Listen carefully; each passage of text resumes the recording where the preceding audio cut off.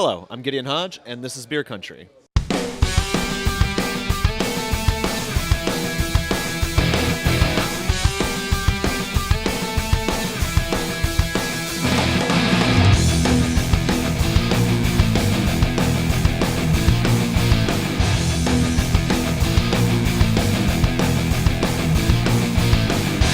That's that table drawer. Slate, please. Gideon, stop snoring. Right here?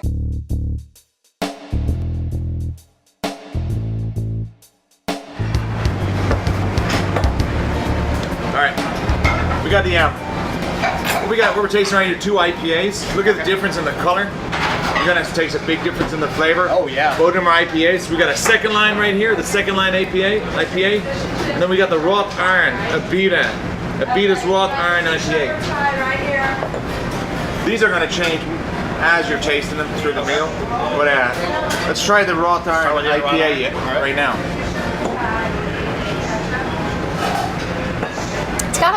It's got a punch to it a little bit. It's kind of got that. It's I find this. It's typical IPA. We all know that's Yeah, it's got that immediate big bitterness. flavor and then taste wise. But I taste like the creaminess in this. Almost like a malty like kind of creamy. flavor. Kind of a floral note to it.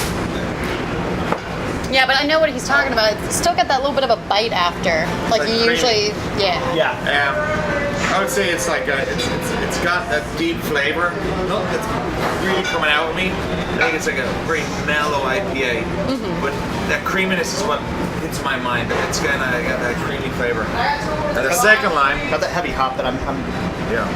The second line, you can see, All right. alone, look at the color. yeah, You it's see the like color, a- folks? Look at definitely that. One's amber and one's kind of almost, it looks almost like that kind of pale ale kind of look to it. Well, this one, like urine. yeah, it does. It might be. It might be Let's pee-pee. try it again. Well, only one way to find out. The cameraman says it tastes like urine. Looks like urine. Our aficionado, folks.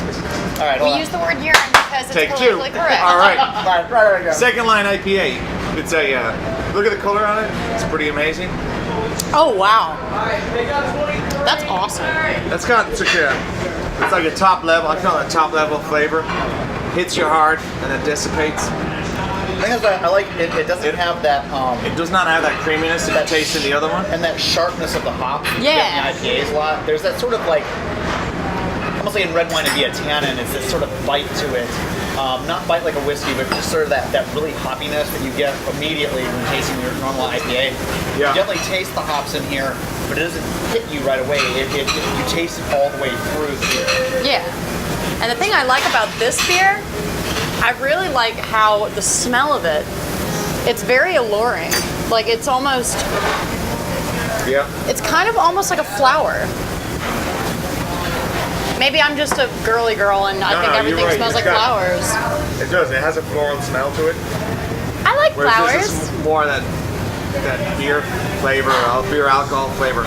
Yeah, this is not as dry as the Both IPA. of those have very big flavors. Oh, yeah. And that's why one of the dishes paired with it is our short rib.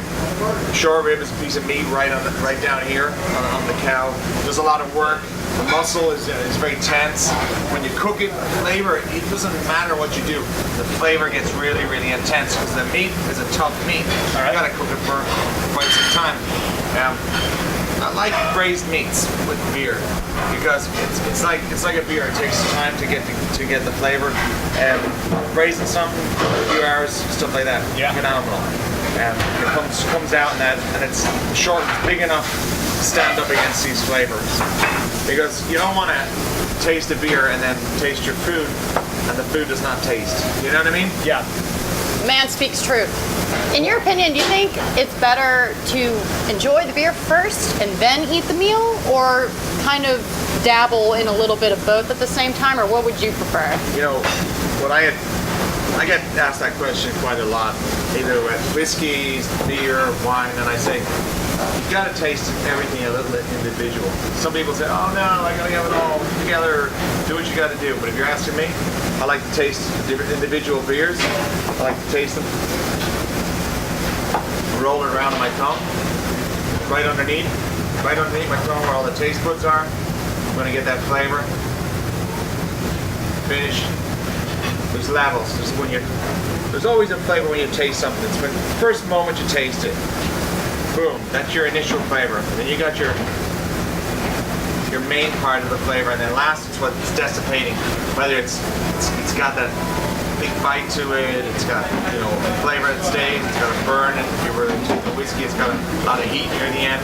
It's what you're lasting with, and sometimes that's what I kind of try and figure out when I'm doing tastings or I'm pairing food with it. I want that third part, not the initial, not the middle, it's the last. What's that flavor, that lingering flavor that's in around your tongue? What can I pair with that? That's what I look for. But if I'm tasting everything, I'm gonna do it. When we get our short rib, I'm gonna taste the short rib. I'm gonna taste the meat. I'm gonna taste the portobellos that are cooked. I'm gonna taste everything individually.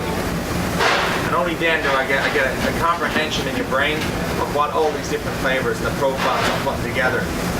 Other than that, you just taste on one thing. And that's good. But you know what? Say for what we're doing, the portobellos that are on top, they're very, very much different flavor. They might be the main part of when I make the dish that I want to go. That's the main part of the flavor I want to linger.